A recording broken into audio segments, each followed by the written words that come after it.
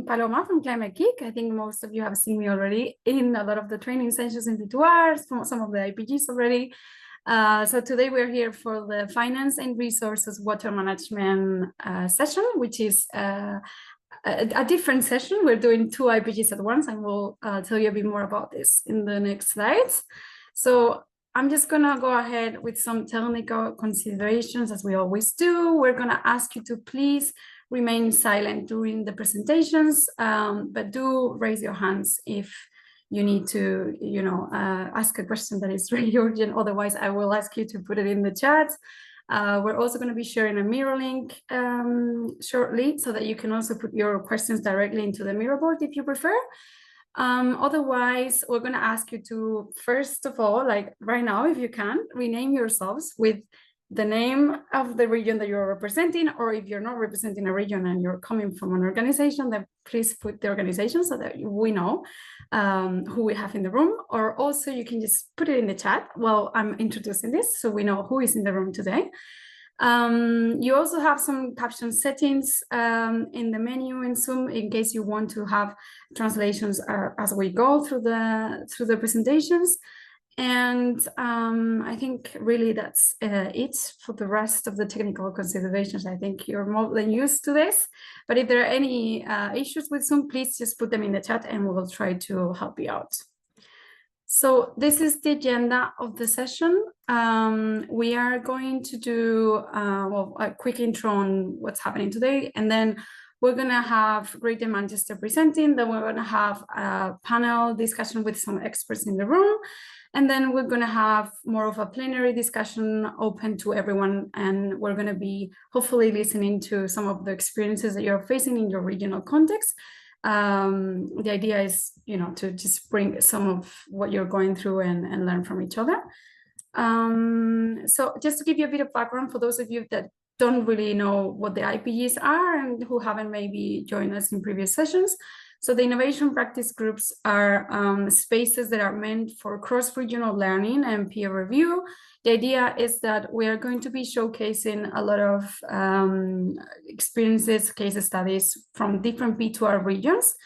And what we want is for them to be able to bring some of their challenges, their maybe like the lessons learned, their best practices, even some plans that they might be working on at the moment. And so the idea is that we bring these different cases into the space, and with the input from experts and the input from your own experiences from other regions and the practitioners we have in the room, we're going to help them get some input, some feedback for them to keep refining these ideas and their plans.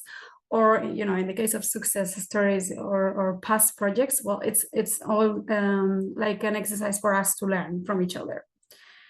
And on the IPGs, I don't know what this is. Okay, so how we have been developing this, we had an introduction session on the kickoff meeting from P2R, which was back in October. And then we've done two other rounds online. This is the third one.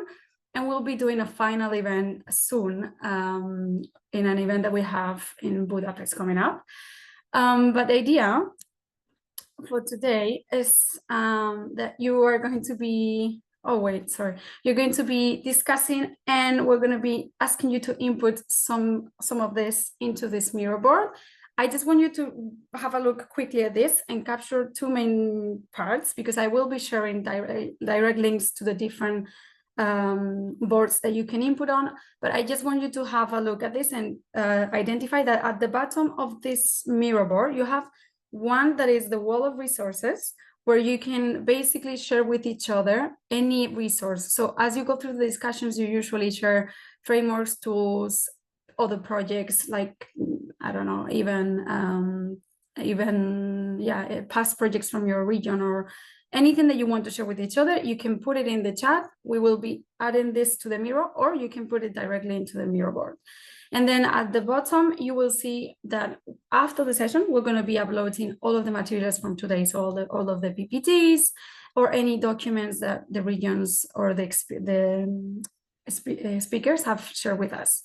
So you can find this information available after the session, because the mirror board is going to remain alive. And this is just to say that today we have Betty with us in the room, who is a cartoonist that has been working with us already for 2 years, and she really does an amazing job.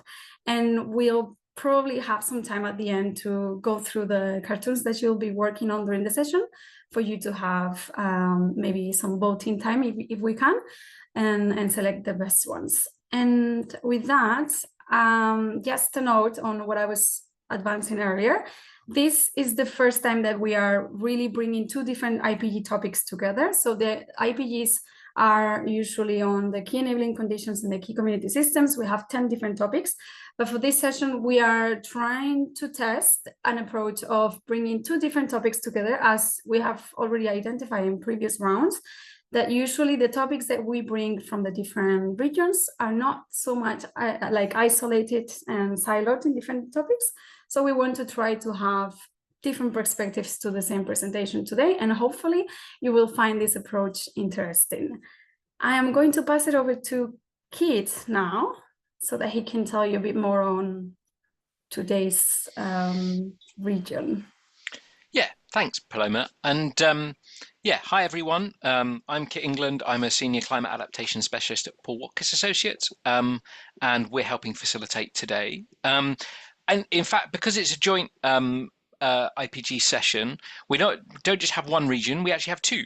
One P2R region and one really great example from outside. So we're joined by Greater Manchester, and I'll introduce our speakers shortly, but Greater Manchester is one of our Pathways to Resilience regions, but then we're also being really lucky to be joined by the Nature Conservancy as well, and they have a really good track record of establishing sort of financial instruments which help with water management as well.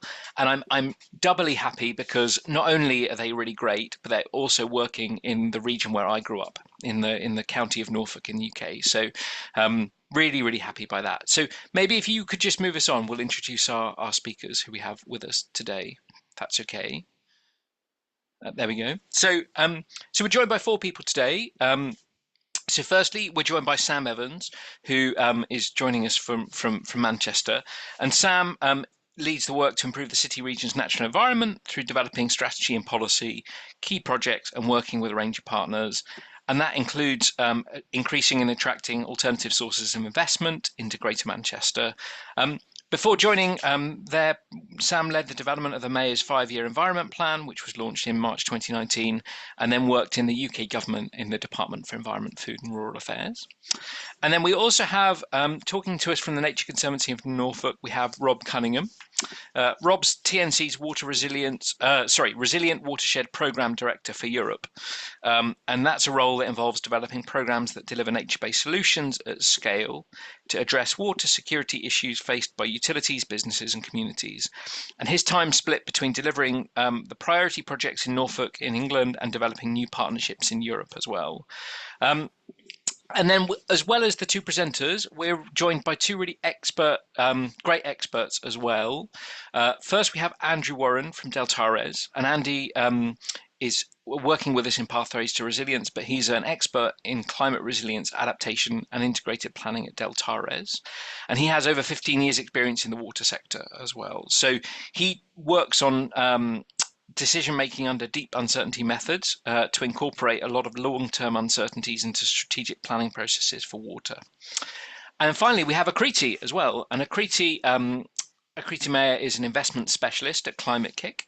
And she has recently joined, but she has over 15 years experience working at the intersection of climate change, development and capital markets.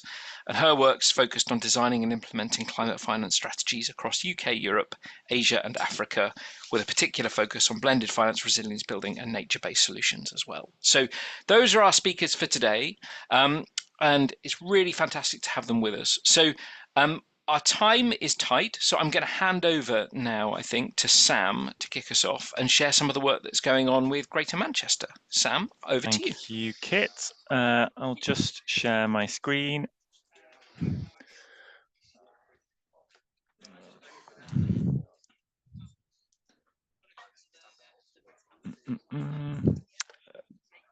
someone just let me know what they're seeing if it's the notes page and I just need to swap it over? It's not the notes page, but we're not seeing you in presenter view yet. Oh, says I'm screen sharing. That's strange. Oh, now we're seeing the presenter view. There we go. Right, let me just swap those round. Yeah, no worries. Is that the full slide now? Yes, there we go. You're Mhm. perfect. Fabulous, great, thank you. And thanks for the introduction and thanks for the opportunity to talk about our experience today. So as Kit mentioned, yeah, I'm Sam Evans, head up our work on the natural environment in Greater Manchester in the northwest of England. And as Kit says, yeah, we're one of the regions as part of the first Pathways to Resilience cohort of cities and regions. So I'm just going to talk a bit about our water management challenges in Greater Manchester, which is our most significant risk posed by climate change, and one on which our work with our partners here in Greater Manchester kind of predates our Pathways to Resilience project, but it's certainly going to is being aligned with and strengthened by our work through Pathways to Resilience and the team here working on that. So I'll talk a bit about that in a bit more detail and hopefully provide some food for thought and some opportunity for discussion afterwards. So in common with, I guess, many regions and other parts of the UK as well, we have a kind of triple challenge with water management in Greater Manchester, and we've experienced that over the past 12 months. We had severe flooding in parts of the city region on New Year's Day. You've got an example there in Wigan, which is one of the 10 municipalities in Greater Manchester. I'll come back to that a little bit later on. We get river flooding and surface water flooding. One of the main roads to our airport was under significant amount of water at New Year.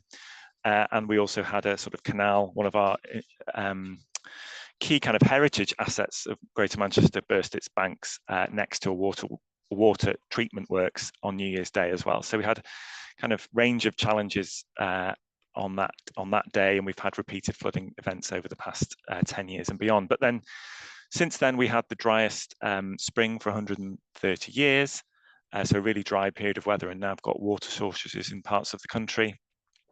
And we also have long-standing issues with water quality as well, and that kind of stems from our industrial heritage, from the Industrial Revolution, infrastructure that dates from that time, a combined sewer network and system here in the northwest of England, where rainwater mixes with sewage from households and industry into and can end up during high periods of rainfall in our water courses. At the same time, we've got a really high growing economy and in terms of population here as well, so more and more pressures on the water environment at the same time. And against that backdrop, how water is governed in England, in the UK, is quite complicated, and there's a number of different organisations involved. We've got water companies, private water companies, we've got government agencies, we've got the local authorities, our municipalities, we've got highways authorities, we've got customers who are using water, developers increasing demand for water in new development. We've got water disrupting our transport system, and we've got different agendas at play here as well, from how much water is available to our growing economy, to kind of trying to make a low carbon and deliver active travel systems as well. So lots of different organizations, sometimes with competing in different priorities, policies and agendas as well. And also geography is complicated here as well. So Greater Manchester is in dark blue there, but our catchments, where our water falls and flows, obviously doesn't match on exactly to the boundaries, the political boundaries of Greater Manchester. So particularly in the east and in the north, those are kind of higher up areas. Greater Manchester, a bit like a bowl, water falls in the upland areas to the east and the north in particular, and then comes downstream and can cause flooding in the main towns and cities you can see on that map. So we also need to look beyond Greater Manchester and our political boundaries to our neighbours as well. So that is also a complicating factor, as well as the complicated governance as well. So it was kind of against that backdrop against the increasing challenges posed by the management of water in the city region, that the mayor, our mayor Andy Burnham, in 2022 convened a roundtable on water management, and we set out after that a vision for managing water where it falls, for starting to tackle some of these challenges in a more holistic way that breaks down the barriers between those different parts of the system that I showed you a couple of slides ago, that does that using nature-based solutions and make sure that all interventions are kind of building resilience and climate adaptation into them, and recognizing that we need to bring a range of different stakeholders with us, not just sort of the key agencies, but also that businesses and others have a key role to play in this as well.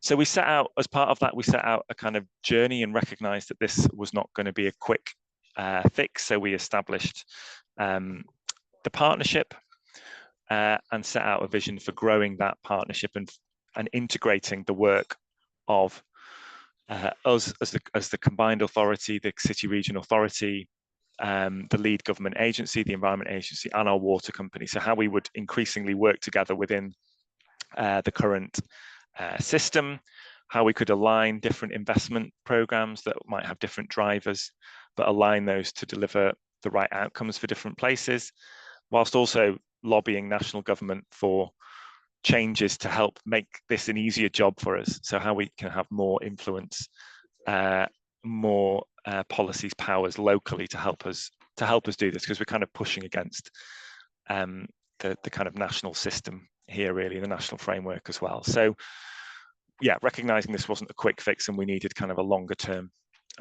vision for how we get to that more integrated approach of managing our water, and set some long-term targets around the status of our water bodies, how much water people are using, and reducing things like leakage as well at the same time. So yeah, some quite ambitious long-term objectives to help guide us towards that.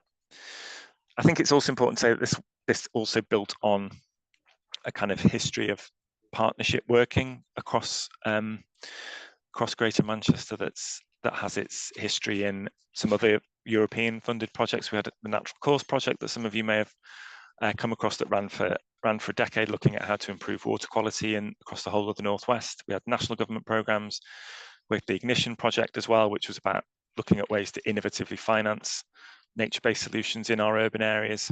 So all of those things were kind of the context, and I guess this is, every different city or area will have their own kind of background context areas of expertise as well to sort of put this into context. And that all kind of led up to us agreeing this new integrated water management with ourselves, the government's environment agency, and our water company in the northwest of England as well. So there was a strong kind of history of partnership working. And as I mentioned, yeah, we had that first water roundtable convened by our mayor in 2022. We developed the first and published the first plan for the city region the following year. And we're now starting to kind of grow that partnership beyond the three of us to our other local authorities, our transport authority, because they obviously have key roles to play in this as well, with the view to kind of bringing in NGOs, community groups, businesses, and others in the future as well. So yeah, again, kind of growing this and recognizing there's no quick fixes, and this is kind of an ongoing process. So we also, as part of the integrated water management plan, have got an annual business plan now that we, the three organisations, are responsible for delivering against, and there's 4 kind of key focus areas to that over the course of this financial year, which is about, firstly, enabling sustainable growth, which is about how we align investment that's going into infrastructure, growth sites, development, new commercial space, how we can make sure that is climate proofed, and align other investment by, for example, the water company and the government in those areas, to make sure that we're delivering optimal solutions. And that's quite difficult because all of those different investors, they work on different timescales, working to different planning cycles, have different outcomes that they want to see, and they don't always align with each other. So we found there's quite a bit of work to do to enable that investment and make sure that we're creating sustainable development, sustainable places for people to live and work for the future. That is particularly challenging for us. There's also kind of building up our evidence base and data. So we're working with universities in the UK to create a kind of digital twin, almost a catchment model for Greater Manchester that's helping us, rather than having to go out and survey, is helping us to understand the impact that different interventions, particularly nature-based solutions, would have in different parts of our catchment, so we can target particular areas and develop the case for investment where it's going to have the biggest impact. So there's quite a lot of work going on with a number of universities to help us build that evidence base and understand where we can have the greatest impact. And at the same time, we're working with our partners to really, we're driven by, you know, some of those images I shared at the start where the greatest flood risk is. We are looking to target the areas at greatest risk, and I'll come on to the work we've been doing on one of those in Wigan shortly. And at the same time, where we can then, if we're making investment in flood risk, what else can we do to improve water quality at the same time? And to do that, our kind of cross-cutting priorities around what I talked about in terms of aligning investment programs, optimizing different sources of funding into the environment, particularly focusing on nature-based solutions, and in our largely urban area, focusing on sustainable drainage systems where they can be incorporated into new developments and where they can be retrofitted. And again, I'll come on to an example of that shortly. And then how we expand this partnership out and bring in different organizations and people to help us deliver on this as well. So I was going to just finish with a couple of examples on this. The first is around nature-based solutions and retrofitting sustainable drainage systems into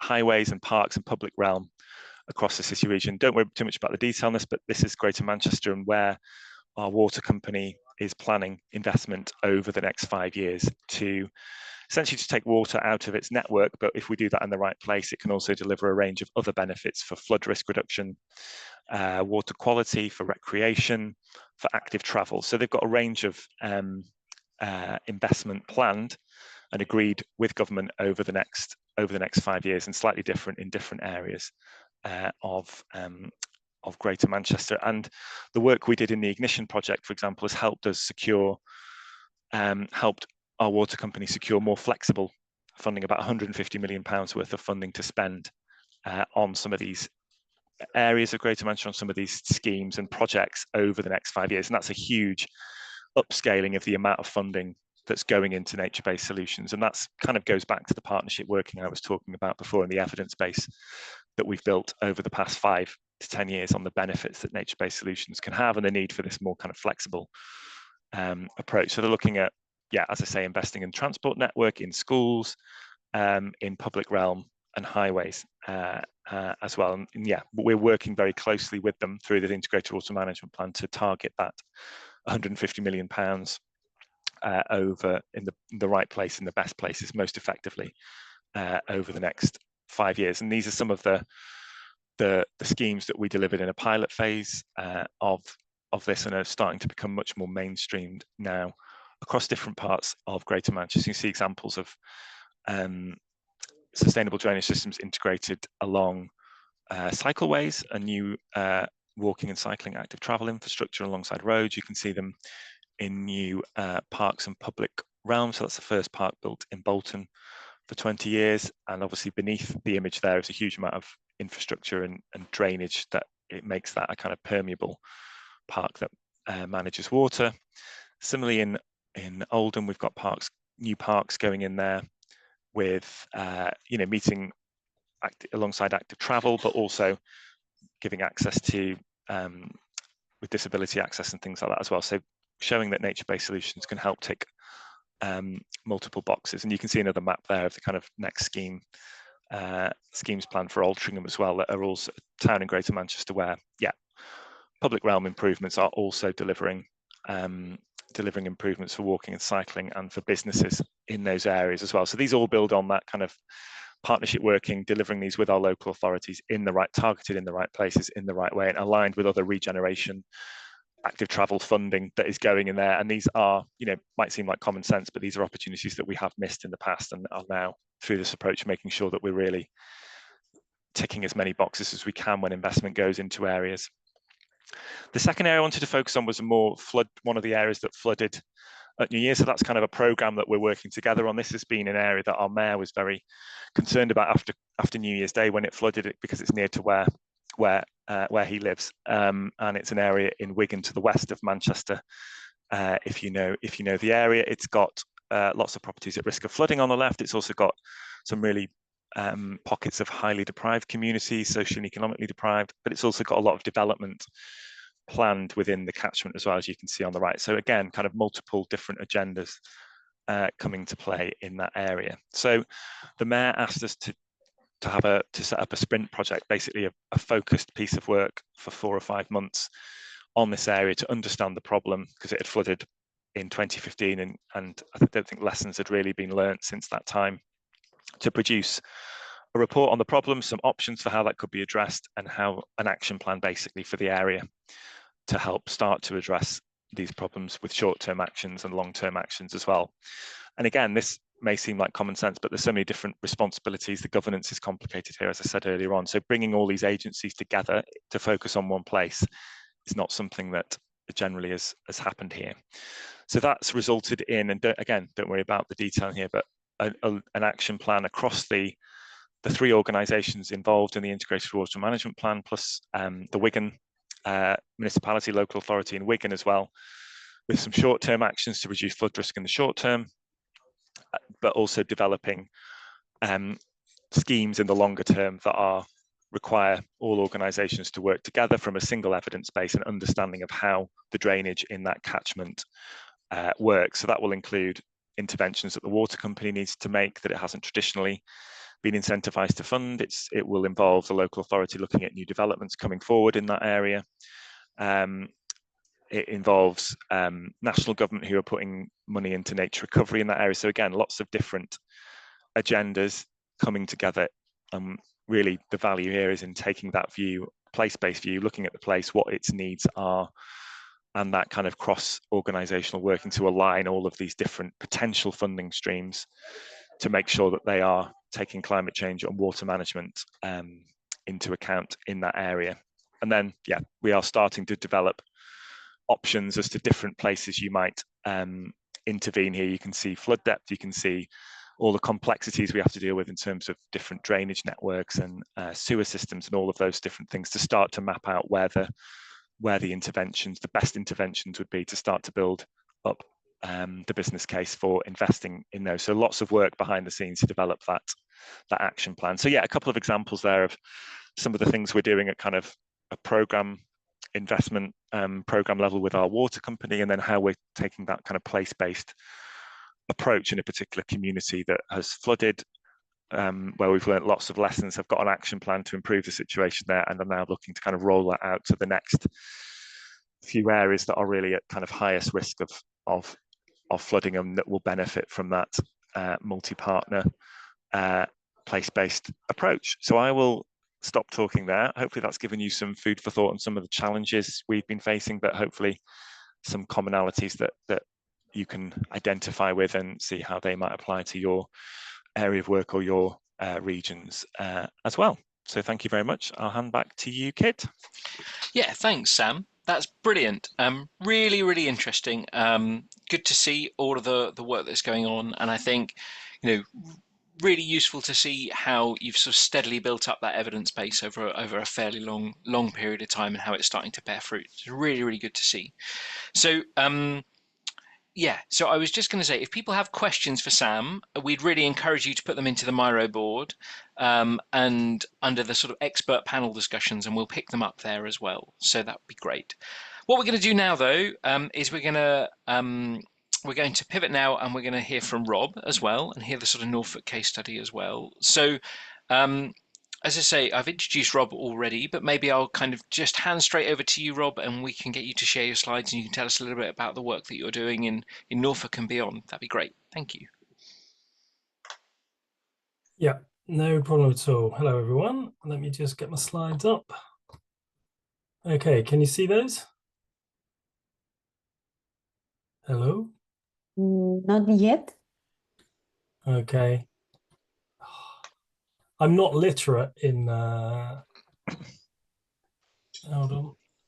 Mine seemed to take a second, so maybe it's thinking about it. Hang on. Here we go.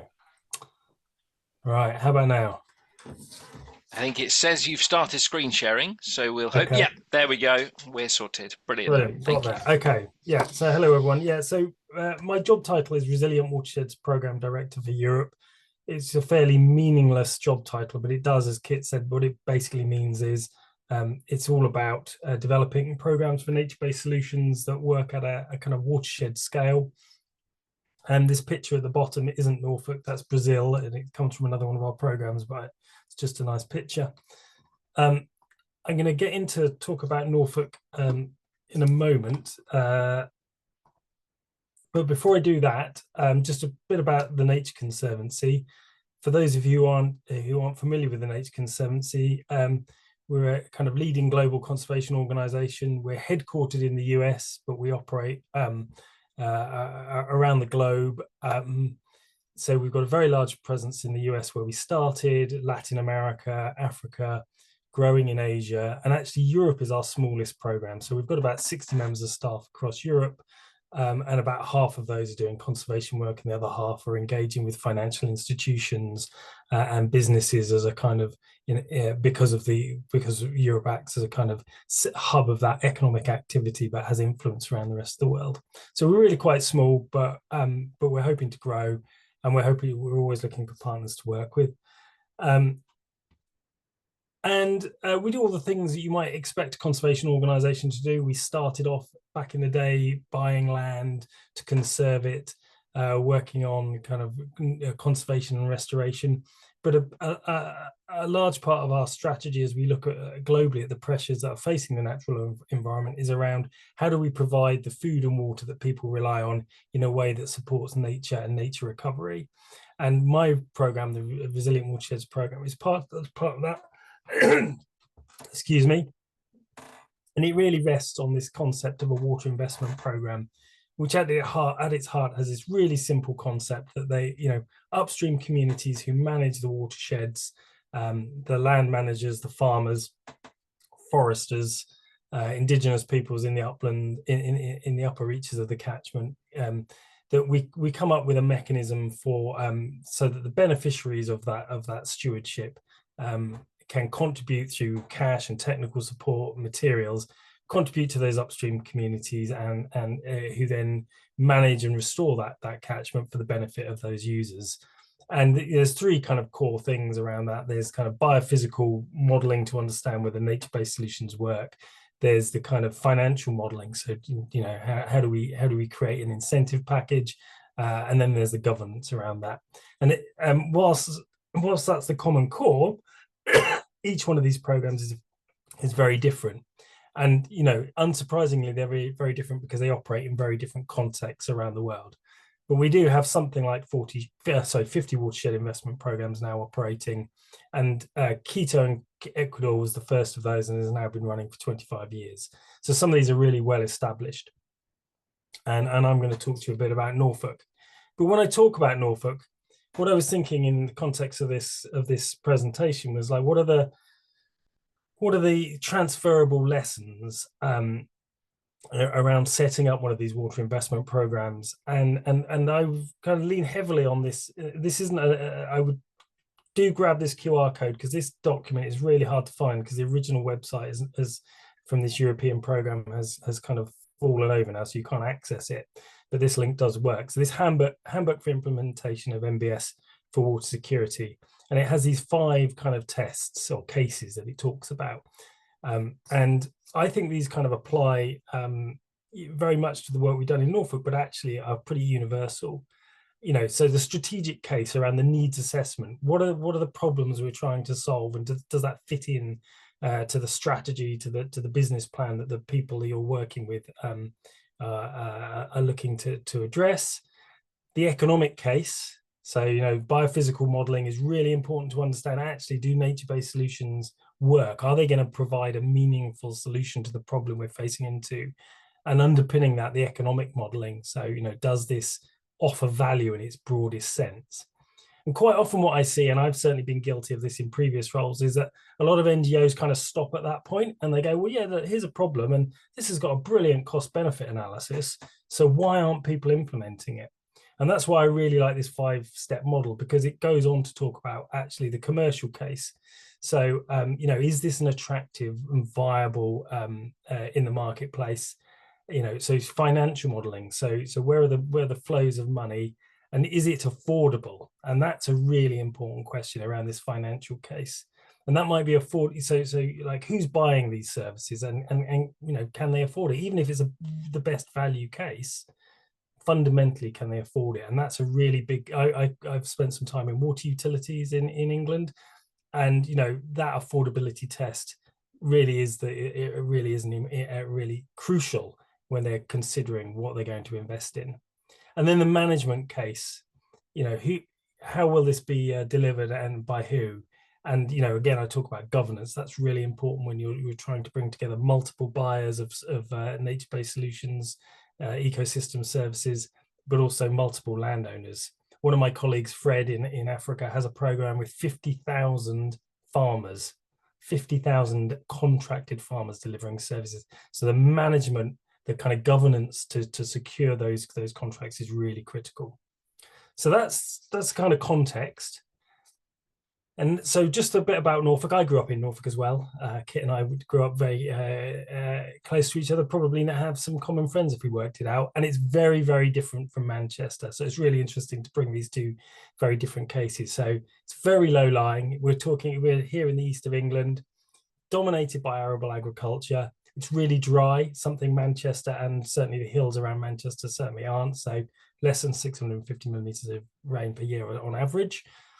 And despite that, it's got some really fantastic and internationally scarce wetland habitat. So chalk streams, which 80% of the world chalk streams are in the UK, and Norfolk has a big chunk of those.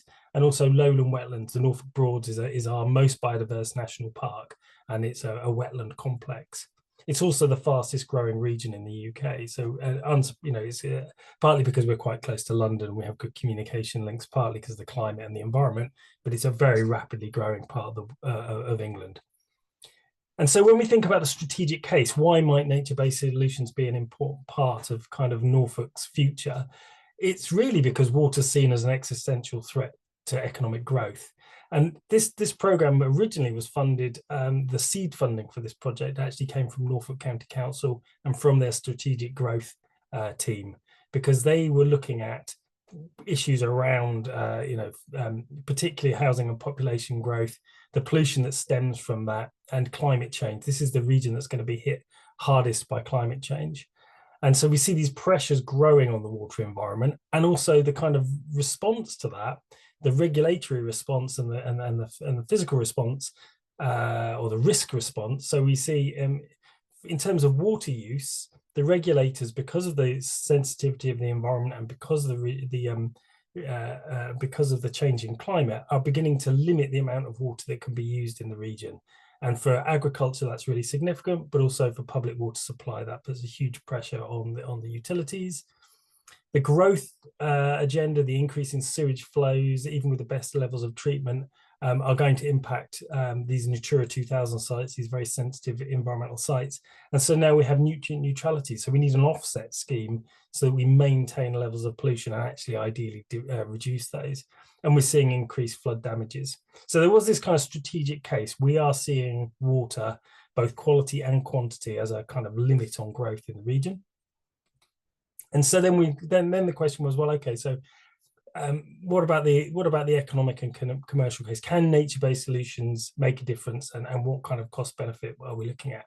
And so the first thing we did was a kind of really detailed biophysical model, very much helped by the fact the environmental regulator was doing some work on nature-based solutions nationally. We were able to steer that project in Norfolk, and we were able to kind of identify priority nature-based solutions, which were buffer strips, land use change, runoff attenuation features, which are leaky ponds that get water into the ground, and land use change in terms of kind of habitat creation. And we were able to model that in a really detailed manner and create different portfolios, test different mixes of those MBS to kind of come up with a kind of an effectiveness curve. So what do we get in terms of water quality? What do we get in terms of water resources under different scenarios for implementation? And then from that, so we kind of knew what we needed to do in the landscape, and then we were able to build an economic case. And so we looked at kind of a 30-year time horizon. What is it actually going to cost in terms of delivering those things? So what's it going to cost the farmers? You know, what kind of return are they going to be looking to get on their lands, because they're not going to be able to farm on that land? So loss of revenue was a really important thing. But also looking in terms of the benefits. So these reductions in nutrient pollution, climate regulation, unlocking housing development. So that was the broad economic case.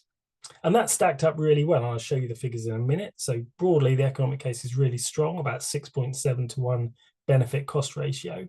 But then the question is, well, okay, that's fine, the economics work, but where's the commercial case? Where's the money coming from to deliver those things? And we were, again, one of the reasons we're operating in England and one of the reasons we're operating in Norfolk is because we see some real opportunities emerging from nature markets. So when we're building the commercial case, the economic model, we're thinking about, it's not just the things in terms of their physical footprint in the landscape, but actually we're going to need an organization to run this. How many members of staff are we going to need? What kind of legal support we're going to need? So all those costs built in. And in terms of revenues, these nature markets around nutrient neutrality, which is an offset scheme that's operating in certain catchments, so that when new development comes forward, the developer has to pay an offset to maintain this nutrient neutrality. And also biodiversity net gain, which is a kind of habitat offset scheme. So where they cause habitat damage, they have to create an offset, and actually 10% more than the damage they've done. And these are two really valuable revenue streams. So we were able to kind of test whether that, from the nature-based solutions we deliver in the landscape, what are the revenues that might flow from those, and do they cover the costs, and do you get a decent return? So this is the kind of broad outcome of that economic and commercial economic and financial modelling. So like I said, every pound invested, you get £6.70 in benefits. We didn't actually do a hugely extensive economic analysis, because once we got to £6.70 to 1, it was kind of like, well, let's not spend loads and loads of money and loads of time trying to get to 7 or 8. That's a pretty convincing case. What was more interesting to us was whether do the revenues look viable, and actually they do. So we could generate a £30 million investment portfolio would get about £44.5 million of revenue going. When we were thinking about affordability in this context, what we did was, when we were looking at the financial modelling, is we benchmarked how much a biodiversity net gain unit would be, or a kilogram of phosphorus or nitrogen offset in the credit scheme. So what was the market looking like? So we benchmarked ourselves against other alternatives, and we constrained it to a £30 million portfolio, because that was kind of the scale of investment that the water utility, Anglian Water, our partner, was thinking of putting into catchment schemes. So it kind of gave us a realistic sense of kind of what kind of investment and what kind of revenues might be coming through the system. Now that was fine, that worked. So we got this really robust business case at a watershed scale, and that's fantastic. Of course, what we're asking is for farmers to change their business model. So rather than grow crops, they need to deliver nature-based solutions for us, and that raises the question: does it work in their interests, and how do they incorporate that into their farm business? And so alongside that kind of regional scale project, we've been working with a bunch of farmers, the Wendell and Beck, brilliant project, who were right at the forefront of testing the biodiversity net gain project, working with DEFRA, but also in nutrient neutrality. And this kind of map here is their vision for the site, or their plan for the site, I should say. At the moment, if you were to go there, if you went there 5 years ago, that would nearly all be arable land, apart from the woodland around the wetland sites, that are marked as Dillington, Carr, Triple SI. So that would have all been ploughed, arable land, potato cropping. And so they built a business plan, and they're now executing it. And they really helped us demonstrate both kind of on paper, but also practically, that it does make sense for farmers to enter into these nature-based solutions markets, and they can generate revenues, and it is attractive, not for every farmer, but for farmers in land that isn't as productive as the most productive land in Norfolk, that it is an attractive financial prospect. And then finally on the governance, this is a really messy slide, so I do apologize. In terms of the conceptual design of the governance, we were thinking, right, classic kind of TNC model that operates in other parts of the world would have this entity called the Norfolk Water Fund, and they would aggregate demand from the beneficiaries of ecosystem services and any funders that are out there, like government funding, and they would aggregate supply. So the dozens, if not hundreds, of farmers who are looking to enter into the nature-based solutions market, and they would provide the kind of the contracting and the kind of would organize that market. And that's a kind of pretty standard model. You'll see the slides like that from lots of different people.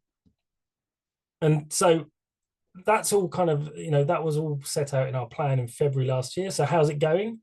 And I put this up just because it kind of like neatly illustrates we've got a beautifully designed project, and as we move into delivery, it's getting quite it's getting more and more difficult. It's a bit more simpler than we perhaps originally planned, and it may end up not being exactly the same as we had originally envisaged. And there's been loads of delivery challenges, and I just wanted to kind of pull these key ones out, because again, they're kind of, while the detail is very specific to Norfolk and England, perhaps, the kind of the broad buckets that they sit under could apply just about anyway. And the big one for us that's been is policy uncertainty, because we've had these biodiversity net gain and nutrient neutrality markets. Biodiversity net gain in particular took 10 years to develop, and almost immediately government started saying, well, we've got a growth agenda, and this is a bit of a burden on house building and developers, and I'm not sure we want. And so there's been lots of there's been lots of uncertainty about where that market is going, whether nutrient neutrality is going to exist. So we've had this massive kind of uncertainty, which has undermined both the buyers and the sellers of nutrient neutrality credits, their confidence in the market. And in terms of national policy, so that's the kind of policy uncertainty. The current policy design essentially has meant nature-based solutions, particularly for nutrient neutrality, have been slightly, have been disadvantaged because there is no design standard. There's a lot of concern about effectiveness, and the way the rules work make it really unattractive, because if you have to put in 6 years of monitoring, both 3 years before and 3 years after, by the time you paid for the monitoring, there's nothing left from your revenue. So it just doesn't make sense. Meanwhile, people are upgrading septic tanks and small sewage treatment works. That's and doing land use change, that's really quick and easy and doesn't require verification. So there's a kind of problem there. And the other thing that's really leapt out that makes England different to a lot of the other parts of the world is that because we have a market-based kind of these emerging markets for nutrients, is we're also seeing lots of competition. We're seeing lots of people leaping into the markets trying to make money, as you would expect them to. And that makes it really, and just to kind of illustrate that, this is a messy slide. You don't need to understand the detail, but we've got loads of landowner-led initiatives in that dark brown. We've got loads of NGO landscape initiatives in that kind of lighter brown. We've got people on the bottom right there, demand and supply aggregation. You've got kind of competitive commercial private entities saying we are going to offer that service. We've got local government trying to do that for nutrients, because they want to unlock housing. And so we see loads and loads of competition. And in this context, having a single water fund that aggregates supply and demand just doesn't work. And that's something that we're coming to terms with now. And so we're focusing on pre-competitive kind of the pre-competitive elements. And then just very quickly, we are funding things, we are running pilots, and I think a really key bit of learning for us, I was talking about someone about this earlier, is focusing on things we can control. because there is so much policy noise and so much change in the outside world. So what are those things we can control, and how can we push the agenda forward through those things rather than worrying about the world around us? Lots of work underway on wider demand for nature-based solutions. We're really lucky we're aligned with Anglian Water's business plan, so it kind of tucking the program into the utilities work so that we can work with them and move their agenda forward as well. And there's a much bigger debate going on in England at the moment around water governance and water reforms. And so how do we use our learning to kind of inform that process? And fundamentally, in the green box, just to make the point, I've been involved in water quality modelling and water quality kind of work in Norfolk for a long time. And there is no great infrastructure solution that will get our rivers into favourable conservation status. We can't meet the environmental objectives, we can't restore them without nature-based solutions. So we're living in a world where it's not a question, do we do nature-based solutions? We're in a world of how do we fund them? And with that, I'll stop. That's great. Thanks, Rob. Really, really fantastic presentation as well. So I'm aware we're a little bit over, but I'm going to speed us back up now and make sure we finish on time. And what I'm going to do is I'm going to start by bringing in our panel, really. And I'm aware that in presenting for us, Sam had a few questions that he was keen to get sort of opinions from our experts on. But before I do, I just want to open it up to our kind of panel and see if they have any particular, initial reactions or reflections from the work that's going on, both in Greater Manchester and in Norfolk as well. So maybe I'll just start. I don't know, Akriti or Andy or even Rob as well, if you want to reflect on Greater Manchester stuff. I don't know if you have any kind of initial reactions and reflections from the work that they're doing and how that relates to what you're seeing more generally. Does anyone want to sort of come in on that? Just remove my spotlight and I'll try and spotlight you as well.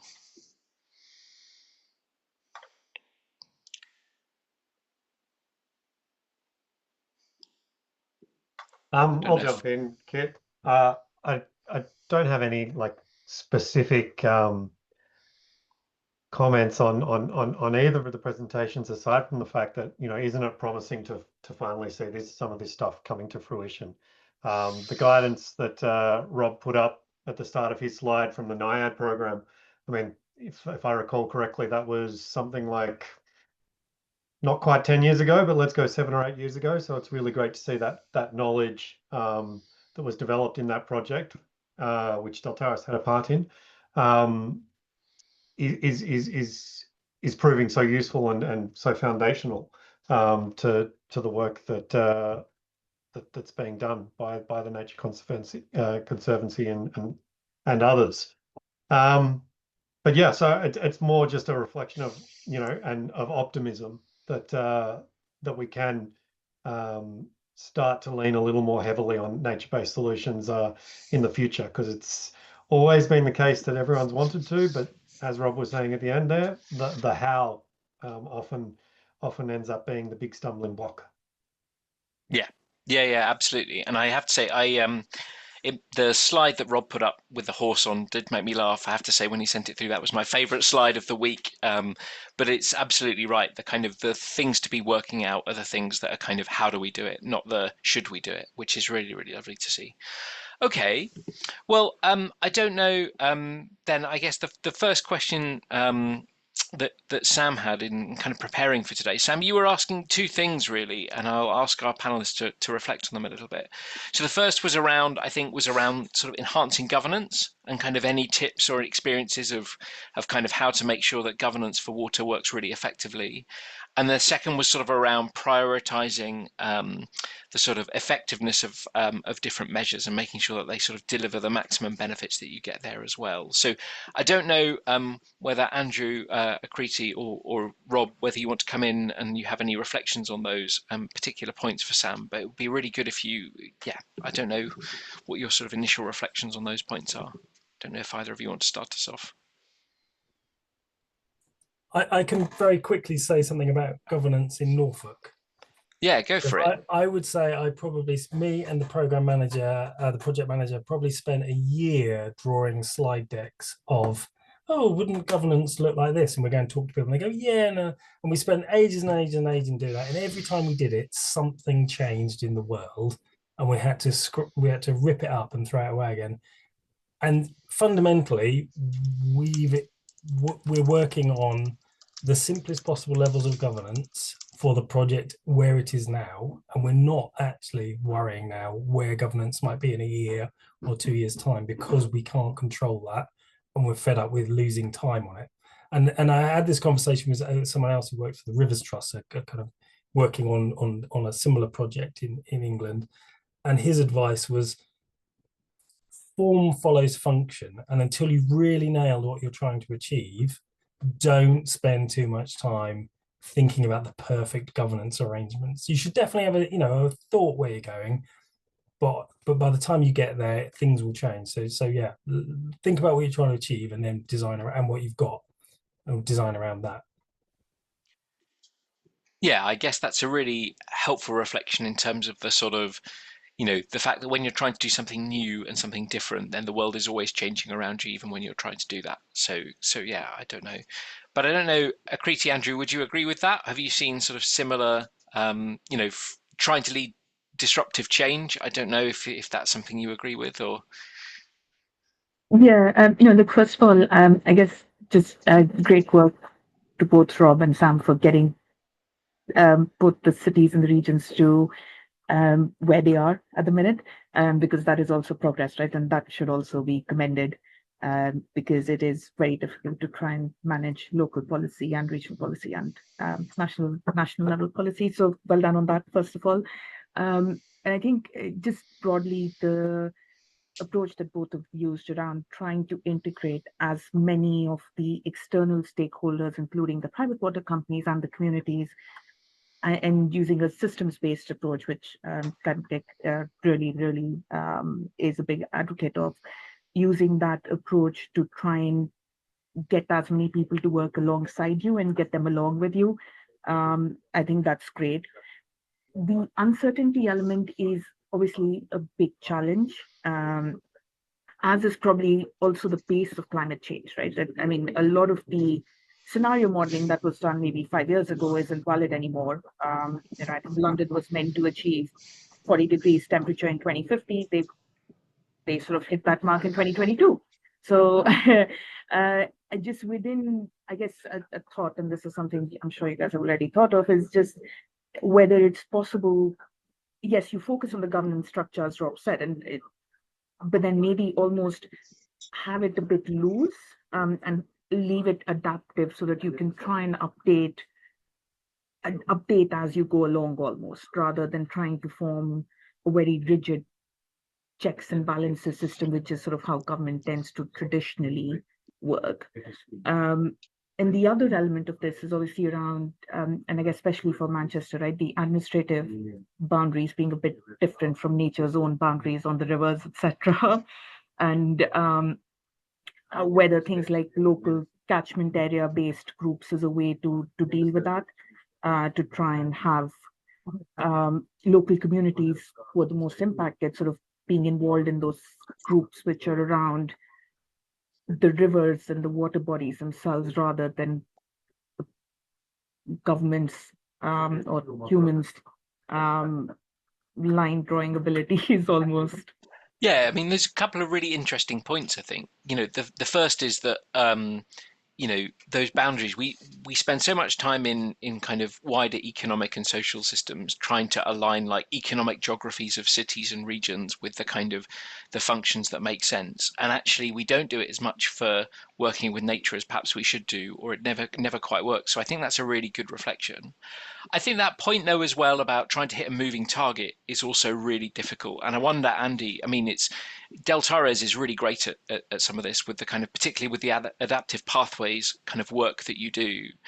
But I guess the kind of, in your experience, how do you find the fact, and I know there are sort of methods there to look at where there are triggers and thresholds and changing approaches and things like that. But kind of, how have you seen the kind of, what happens when the kind of the ideas on paper hit the road and we're kind of trying to work against that moving target, and kind of how that works out in practice? I don't know whether you've got any sort of reflections from that, and kind of how we address the fact that the situation's changing around us while we're trying to design those solutions at the same time. Yeah, for sure. I mean, if I think of try and think of some good examples where this type of thinking has been put in place. And one of the earliest, well, some of the earliest examples do come out of the Netherlands with the Room for the River program, and now its successor, the Delta program.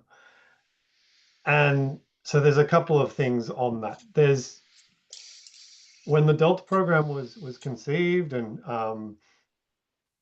the strategic planning work that went on within the context of that program, that was the one where sort of adaptation pathways thinking first had its run of trying to be implemented.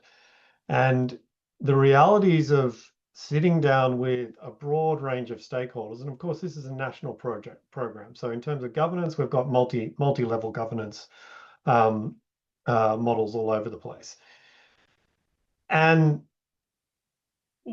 this thinking of trying to incorporate long-term measures and options, and keeping options open, and trying to address the uncertainty, that certainly came up against a bit of a brick wall for some of the stakeholders, not necessarily for the reason that you would think. And what I mean by that is, when you're talking about potential transformations that might be needed in a landscape, so giving room to the river, buying back land, shifting dikes, all of this sort of stuff, and identifying locations at where you're going to do this, so giving nature more room to flow.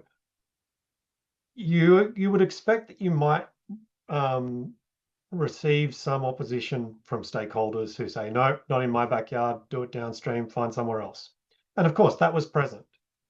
But what was interesting, and what no one actually expected, was when the discussions came around, well, hang on, this is the most effective, this is the most location, there was a whole collaborative modeling effort around getting the correct knowledge and data to the stakeholders, so that they could truly see the impact that these solutions would have. And as soon as it was like, but this is as soon as the strategic planners from the regional authorities were saying, no, look, this is a long-term option, we don't need this yet. For the moment, we can tweak a few things, and we'll wait and see how the scenarios develop, and when the flood risk could be reaching the levels that we might need to implement. And for several of those communities that we earmarked for potential future long-term development, they basically said, no, you do this now.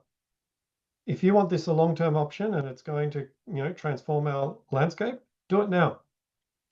So it was more, how do you deal with this uncertainty, not from the perspective of uncertain climate change, but rather, how do you deal with the uncertainty of land prices? If I'm a homeowner in one of these locations that was going to be bought back, I want to be able to sell my land now for a certain price, rather than potentially trying to sell to a future homeowner. Hey, yeah, look, this is a great house, it's been great for my family, but you might only be able to stay in it in 5 years. Yeah. And so that's where the challenge came in. That's really interesting, because I think, I suppose one of the big challenges that we all face in adaptation planning is kind of having this long-term view and managing the deep uncertainty, and we struggle with all those kinds of questions on a day-to-day. But then when it actually meets the sort of the near term, for where a lot of the more traditional stakeholders operate in, there are lots of these practical considerations and practical barriers which you also have to kind of deal with at the same time. And it's and the economics might be telling you one thing around what options are sensible to do now and to leave until later, and actually what stakeholders want and what the sort of policy situations allow all kind of they all give you different answers. And it's juggling that uncertainty, I think, is really, really important. I guess that's one thing we don't talk enough about actually around sort of skills and competencies and capabilities, I think is kind of being able to handle a lot of those different types of uncertainties, and sort of all these things are true all at the same time. And you sort of have to be able to try and hold those things and navigate them through. And I think we ought to, this is maybe just a personal reflection from me, but I think we ought to teach those skills and how to handle a lot of that uncertainty and operate in an uncertain environment quite, I think that needs to be taught more. I would love to discuss this all day, but I'm conscious of our time. So what I'm going to do is I've got, as well as kind of your reflections, we also got some questions from our speakers as well, for our speakers from the audience as well. So maybe what I'll do is I'll pivot to a couple of those. So we have some questions for Rob and for Sam. So I don't have names on them, but they're on the sort of on the Miro board. So maybe I'll just read out a couple as well, but I don't know if people want to own up to the questions as well, and that's great. But first question really is for you, Sam, and I'll try and work out, maybe Paloma, if you could spotlight Sam, that would be great, just for a minute as well. But which was when you were doing the Manchester work, sort of how do you screen the available funding instruments for the water plan? I don't know if you if that's something you particularly did in any sort of systematic way. Is that something that you looked at when you were developing the water plan? Yeah, it's kind of guided our spatial prioritization, really. So I think, yeah, we kind of mapped out particularly future development sites, growth areas where there'd be investment going in housing or commercial properties, transport infrastructure, other infrastructure going in, kind of overlaid those together and looked at where there were potential opportunities to either do things differently or make that funding go further through aligning it and starting to align it at an earlier stage in the process, rather than getting to the end and say, oh, we could have done more nature-based solutions, we could have done more suds here if we looked at this from the start. So I think that's probably been the main thing that we've done in terms of screening and aligning different funding instruments. But yeah, up against some of those challenges you've been talking about in the discussion, really along different planning, some different planning horizons, some organizations and developers wanting to do things now and having short timeframes of water companies planning in 5-year blocks. So you start to come up against some of those challenges that you've been talking about in terms of aligning different policies, funding horizons, etc. Yeah, and I guess it'd be interesting maybe just to build on that. So you're sort of saying that the availability of the funding drove the program rather than necessarily the other way for now. Now, I think that's it's a discussion we've been having here as well, that we have been driven more by the opportunities to start with. But I think we're sort of recognizing there's kind of two ways to come at it. And the example I gave of the community in Wigan, although there's development going on there's not huge amounts of infrastructure and development funding going in there. So we have to look at other ways to fund water management interventions there, because there's less opportunity to do so through some of those other. So we've kind of come at it from both ends of the both sides of the coin, really.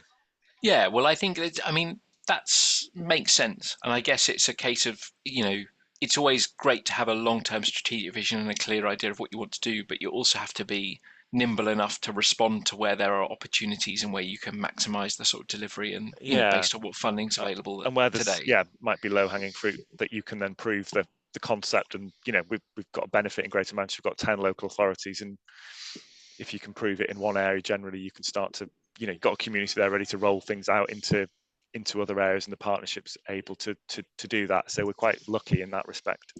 Yeah, well, so I wanted to ask about that actually. So we have another sort of question for you as well. And I should say as well, Rob, Akriti, Andy, if you want to comment on any of these or ask any questions, just pop your hand up and I'll bring you in as well. But somebody asked that sort of what adaptation responses are being embedded within the integrated water management plan for Manchester. But I also wanted to, I also had a particular question around that, because I spotted on one of the slides that you had was around, you're going to do some financial incentives on bills, on water bills, which I thought was really interesting. And I just wondered if you could sort of say a little bit more around what those were, and kind of how you managed to get the water company to agree to that. So yeah, I don't know. Yes. Could you maybe expand a little bit on some of the adaptation responses and some of the incentives bit?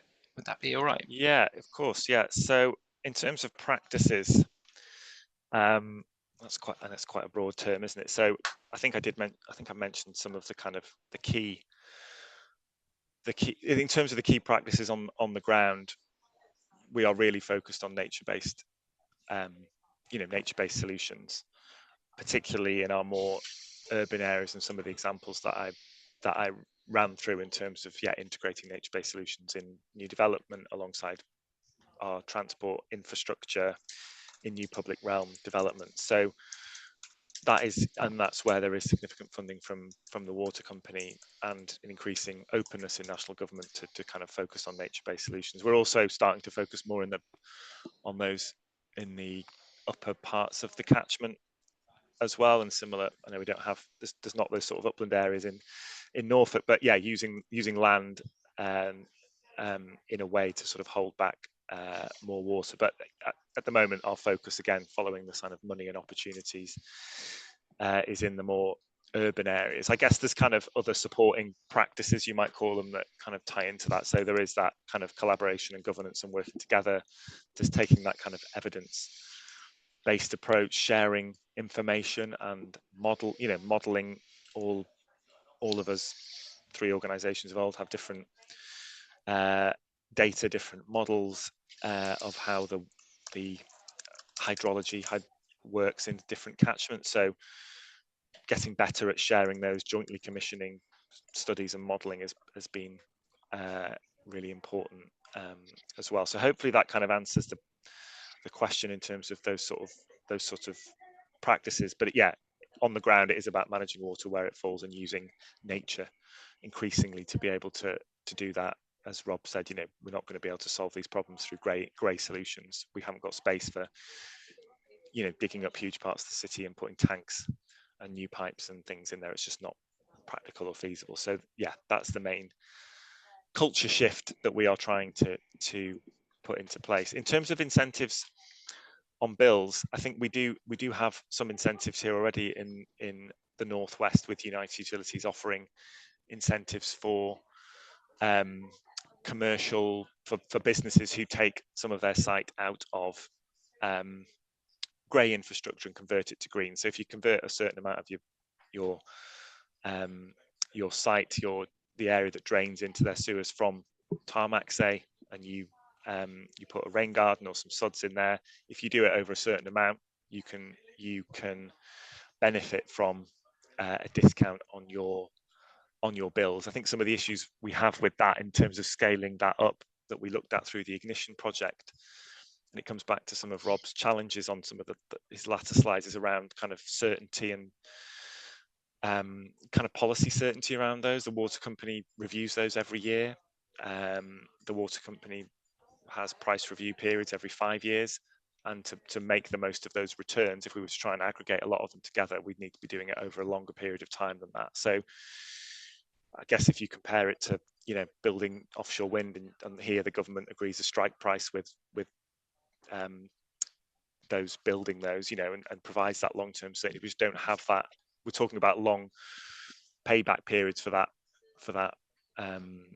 revenue that goes beyond the sort of certainty provided by policy. So yeah, we're working with the water company here to look at what we might do to change that, to incentivize that, and also looking at going further than national legislation on new development, where there's been a long-held promise to have SUDs as sort of almost mandatory in new development, but that hasn't come in. So we're looking at how we can maybe go beyond that locally with United Utilities and sort of go ahead of that as well. So yeah, some work on that, but hasn't solved all of our problems, as it were, Kit. Well, I don't think anyone's got all of their problems solved. But Andy, I don't know if you want to come in on the back of that. You popped your hand up, so. Yeah, I just wanted to kind of piggyback on the question relating to the climate adaptation part. Like, I really love the emphasis that you're placing on using SUDS, you know, within Greater Manchester. But I do have this question in my mind of like, to what extent have you done any analysis on you know, potential future climate or you know, even stress testing analyses of how much the catchment can handle before you end up with nuisance flooding, even with, you know, all these SUDs in place? Yeah, I think we've done some high level kind of through, well, kind of precursor to Pathways to Resilience in terms of climate change risk assessment and overall trends in terms of increased rainfall and the impact that will broadly have on a city region like ours, which is like a, you know, is a bowl, as I said, with water coming downstream quickly, and perhaps Alice can post a link to that in the chat as well. That might be quite useful. But I think some of these models, Andrew, are building different scenarios, climate scenarios into them, so we can start to understand, yeah, that sort of interventions now will need more of those depending on the climate future that we have. So we're starting, I think, to look at that in more detail with the academics that we've got working with us, and have certainly got an eye to that. But that's something I'll feed back in and make sure that we're exactly how we're building that into our models, basically. Brilliant. Brilliant. Thanks for that. And I can see Alice has just posted a couple of links into the Great. chat as well, which is really, really helpful.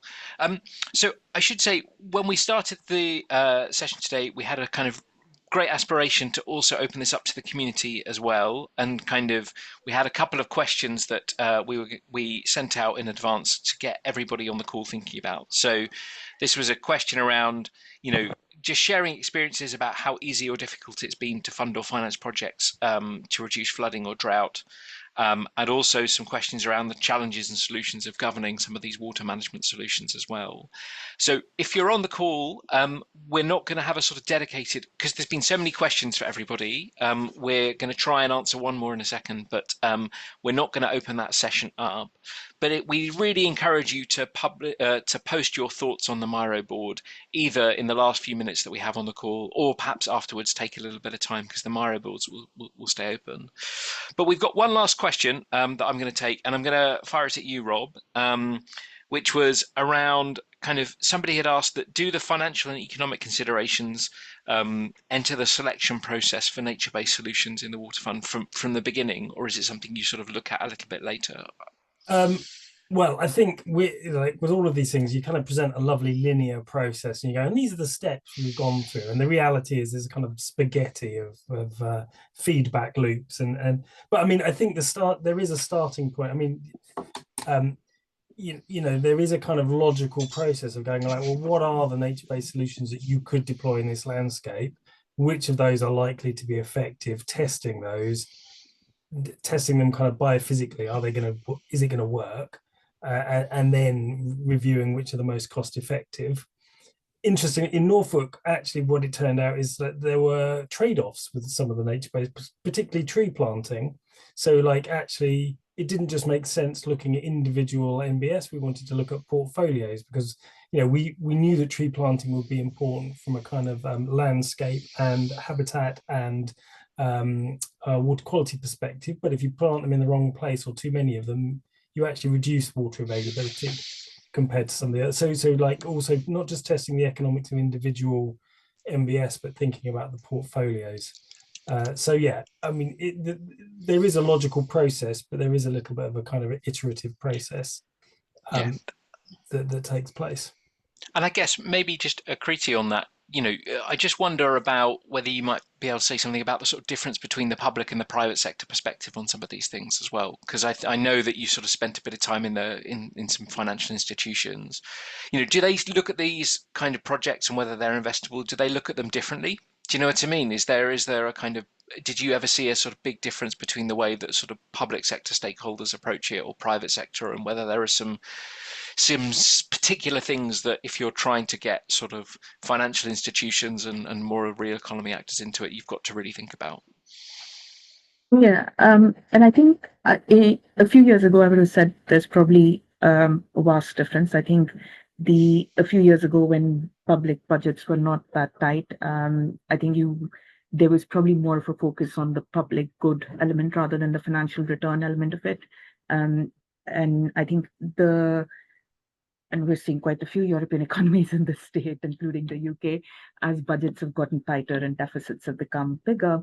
There is more of a focus on the financial return of investments for any projects that are going to be put through the public system, right? And we've seen that actually even in the big offshore wind farms that the UK and Europe is focused on. If you look at the strike price of previous auctions, sort of done maybe 5 or 7 years ago, there was so much headroom there. The last set of auction that the UK did, so the strike price is basically the guaranteed price that the government agrees to buy electricity at, which effectively means that's what they're paying. The last auction that was held, the price was so low that there were no bidders for it. So the pressure on the public budgets has forced more of a convergence between the way public and private investors are looking at some of these projects. From a private investor perspective, yes, the greater good is important, and most of your big financial institutions have some sort of ESG targets, whether it's net zero in itself or whether it's just broader, we're going to invest X million in the green economy, or we're going to generate X amount of revenue from green assets. They have those targets, so they do care about the public good, but because they're all privately owned, they also have a fiduciary responsibility to their shareholders to deliver the maximum bang for the buck from a financial returns perspective. So when you're looking at private investors in whichever shape or form, whether that is bonds, whether that is going to them for investments, equity investments, whether that is going for catchment-based programs, place-based investing, having a view on financial returns will put you in a better spot, because they are then, even if the returns aren't exactly where they need to be, they are aware that you have at least thought about it. You're not coming in completely blind. You are aware of the realities, and most of them will try and work with you to get you to a solution that works. So just having a bit of that thinking when you're presenting your proposals to private investors, it just, if nothing else, it gives a better story. Yeah, absolutely. Oh, sorry, I don't know whether we've just looked at it from all points of view. Helps the case a little bit. Sorry, have you run out of time? Sorry. No, it's fine. Sorry, your connection just dropped a little bit, I think. So maybe you could just cover that last little bit so sorry. again. No, it's all right. Yes. It's okay. So all I was saying was that for private investors, having a sense of where the financial and the economic returns are going to be just helps position you with a better story and with a more fuller story as to why something works or doesn't work with public investors. And I think that Sam and Rob may have a better sense of this, but I would think that actually also helps you stand out a bit from the lots of different people who want lots of money from the government. Yeah, I mean, that's a really lovely way to perhaps kind of start to wrap things up, because I think one of the things that we are definitely trying through Pathways to Resilience to do through the investment plans is to build up that really positive narrative around the economic and the financial and the fiscal benefits of all of these different projects, right? And what we found, we've been doing some separate work with the Asian Development Bank on kind of adaptation investment planning in kind of some of the different countries in Asia.